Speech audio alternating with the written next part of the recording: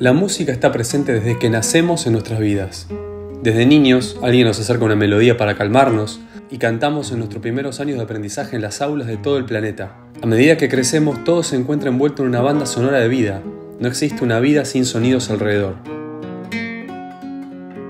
Acompañándonos genera distintas emociones como alegría, tristeza, nostalgia, teniendo el poder de llevarnos a un recuerdo como si lo estuviéramos transitando nuevamente. La importancia de la música en la historia humana es trascendental, desde los ritos de las tribus hacia dioses naturales con ritmos y danzas, desde adoraciones al dios judeocristiano con cánticos evocativos, hasta la transformación en el Renacimiento por intermedio del compositor Gluck, quien enalteció la música como lenguaje, poniéndola por encima de las palabras, que hasta la época eran las que evocaban emociones y sensaciones. La música había tomado y empezaba a tomar un papel central en la expresión. En el siglo XX explotó de estilos y la popularidad de estos se masificaron a todo el planeta. Distintos filósofos se han expresado a lo largo de la historia con diferentes visiones sobre esta expresión humana tan poderosa. Schopenhauer, por ejemplo, consideraba la música como expresión de la pura voluntad del instinto interior, la cual era para él la esencia de la realidad. Dentro de la experiencia musical se tiene la sensación de estar fuera de todo espacio-tiempo, a pesar de que la música como lenguaje funciona dentro de ello. Ese sentimiento que produce estar escuchando una canción o melodía y perderse en ella, ir a otro lugar en la imaginación o en la memoria y no querer salir de esa experiencia de lo sublime. Nietzsche, por su parte, decía que la música era un hechizo, una bruja que pervierte y absorbe, y que no tenía nada que ver con su procedencia con las musas ni las sirenas, como decían otros filósofos. La música, decía Friedrich Nietzsche, es trágica y melancólica, y estaba seguro de que nunca había conocido un filósofo que en esencia hubiera sido un músico. Él se proclamaba a sí mismo como una excepción. Así le escribió a su amigo y confesor Peter Gast: la vida sin la música es sencillamente un error, una fatiga, un exilio. Tanto Platón como Aristóteles, por su parte, consideraban necesaria la música para disciplinar la mente, por lo que cierto tipo de melodías eran más adecuadas que otras para producir sentimientos de armonía, orden y bondad. En la República, Platón insiste en la necesidad de un equilibrio entre estos dos elementos. Demasiada música tornará al hombre afeminado o neurótico. Demasiada gimnasia lo volverá incivilizado, violento e ignorante. Un poco exigente visto desde nuestra modernidad. Aristóteles, en la Política, sostiene que la música imita las pasiones en sí mismas porque la música, en tanto que tiene un origen acústico, no requiere de signos que refieran una pasión, sino que la música es la pasión misma que se está expresando. La música no representa una pasión, sino que la reproduce. Pitágoras, quien fue un símbolo en el estudio de la armonía musical, creía en las propiedades curativas de la música. Así, ciertas melodías apaciguaban pasiones inapropiadas y conseguían la armonía del alma, y por lo tanto del cuerpo. Fue él quien inició el estudio de la armonía musical, como comentaba antes, a través de la matemática, a través de medir literalmente las distancias físicas entre notas y cómo con la combinación entre ellas generaban distintos tipos de sonidos. Para Kant, la música permanece en un lugar inferior con respecto a las otras artes debido a la presencia excesiva de su materialidad. La música, según él, habla a través de muchas sensaciones sin concepto y por lo tanto no deja algo para meditar como la poesía. Kant afirmaba que la música es más goce que cultura. En cambio, Hegel, siguiendo la línea de filósofos alemanes, se refiere a la música como Kunst des Gemüts, en alemán, que no se está refiriendo exclusivamente a la manifestación de sentimientos, sino más bien a su principio interno. Es verdad que Hegel admite que la música resulta ser el arte más apropiado para manifestar los sentimientos.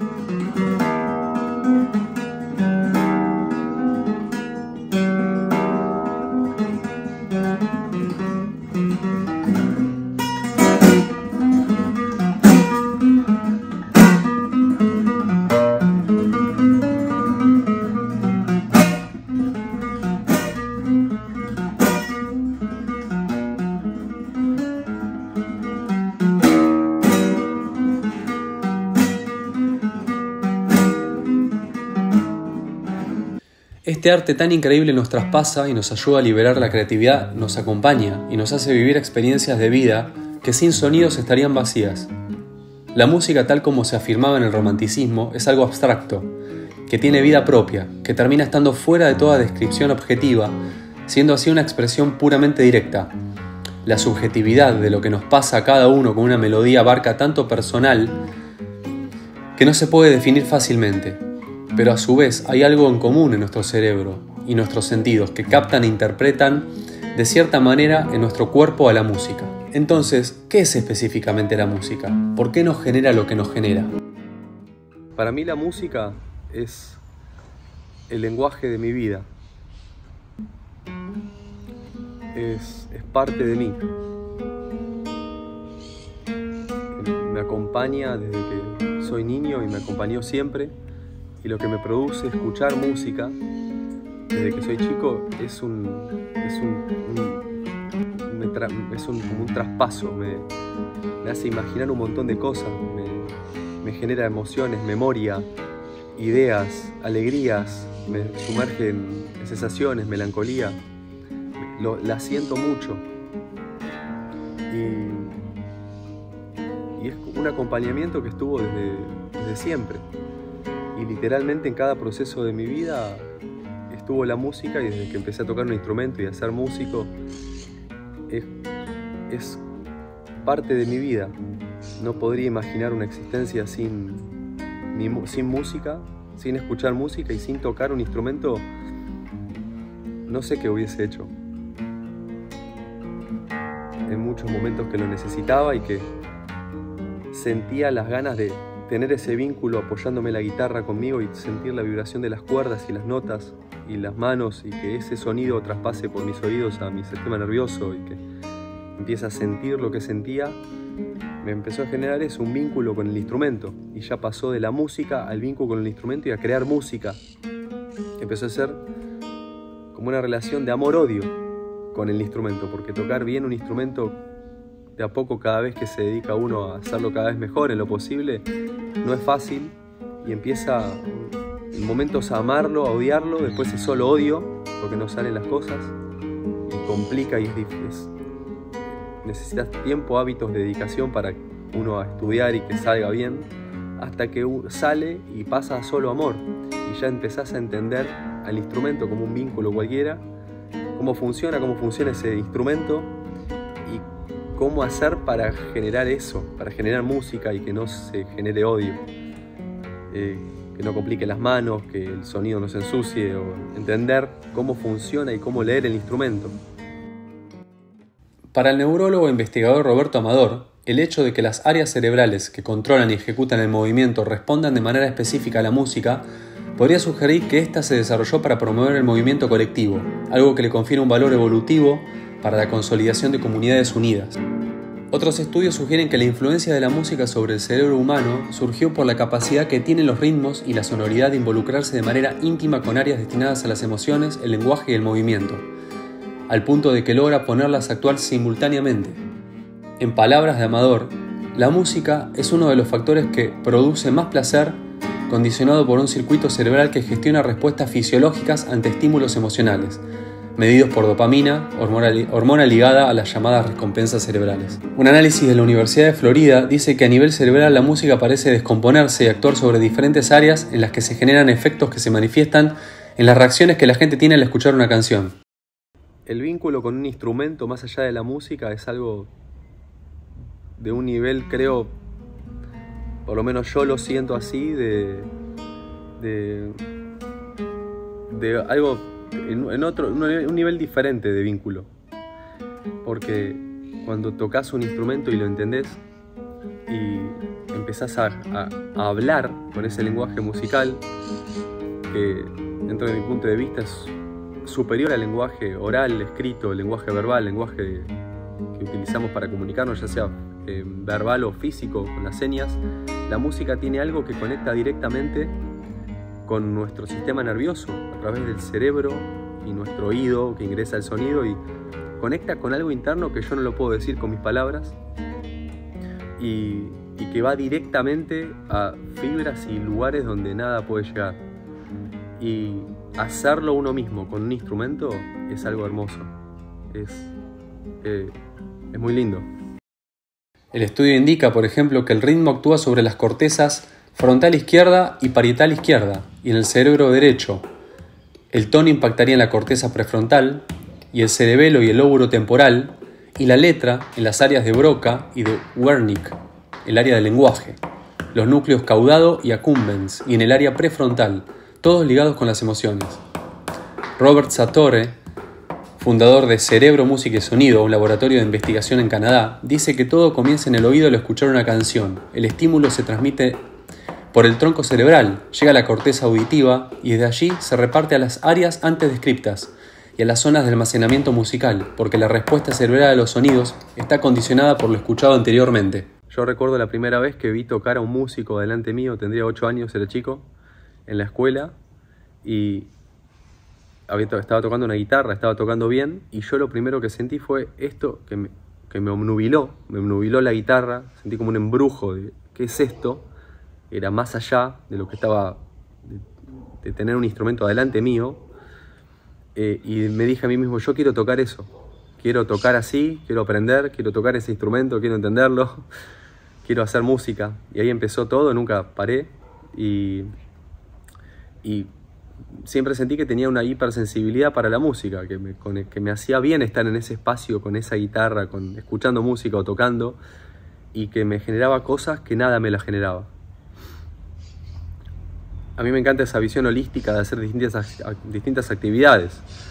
El deporte es muy necesario para el cuerpo, me encanta. La alimentación, trato de ser consciente de la alimentación, meditar, hacer yoga, estudiar, leer, tener buenos vínculos, hacer un montón de actividades que hacen bien y son necesarias.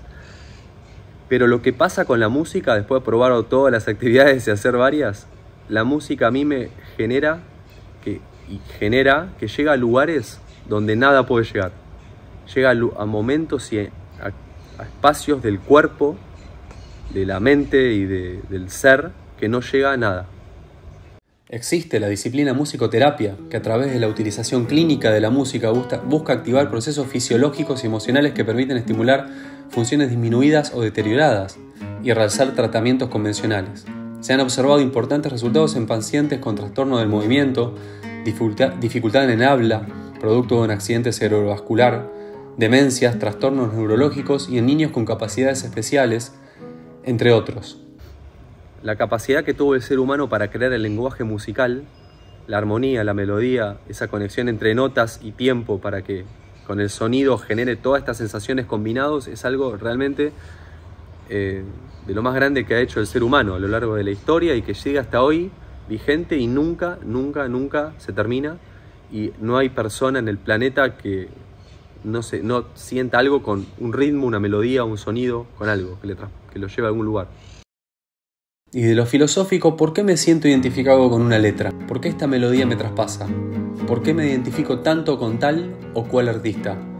A través del análisis de canciones podemos conectar con lo que quiso expresar un artista, a sentir en profundidad ese sentir que él o ella necesitó transmitir, a entender más allá de la obra. La música tiene algo social y permite un estudio sociológico gigante de cómo funcionan las sociedades a través de la unión con la música. Es un elemento, un instrumento también de conexión y de separación, y también ha sido a lo largo de la historia de adoctrinamiento. Pero en lo social pasa algo con el músico, que el artista en general, pero el músico puntualmente, hablando de música, se le exige mucho. Se le exige entretener, actuar, interpretar, divertir, emocionar, tocar, ejecutar bien, no equivocarse, exponerse delante de los demás, dar, es mucha energía que se da, y todo esto no es reconocido socialmente, nunca lo fue, a pesar de que cada vez escuchamos más música y todos escuchamos música y admiramos a grandes artistas conocidos, la fama que genera muchas reproducciones y que tienen un marketing atrás, que muchos de esos no son quizás los mejores músicos que hay, pero llegan a ser conocidos y logran algo, que ese reconocimiento que se traslada en dinero, y logran un bienestar enorme, gigante. a pesar de que hay muchos otros artistas y músicos puntualmente que tienen un talento enorme, hacen lo mismo, se esfuerzan, pero no entran en ese marketing y no pueden entrar en lo que pide el público para poder generar ingreso, y a pesar que quizás son excelentes músicos y ejecutan bien y actúan bien y hacen todo, nunca logran ese traspaso a la admiración social y al reconocimiento. En el libro El mundo como voluntad y representación, de Schopenhauer, expone que el artista musical representa más allá del lenguaje de palabras, la esencia misma del mundo, y de su mundo, a través de sonidos. Según este filósofo, la música se puede considerar como la forma de expresión artística más profunda y posee el desarrollo más perfecto de lo existente como expresión.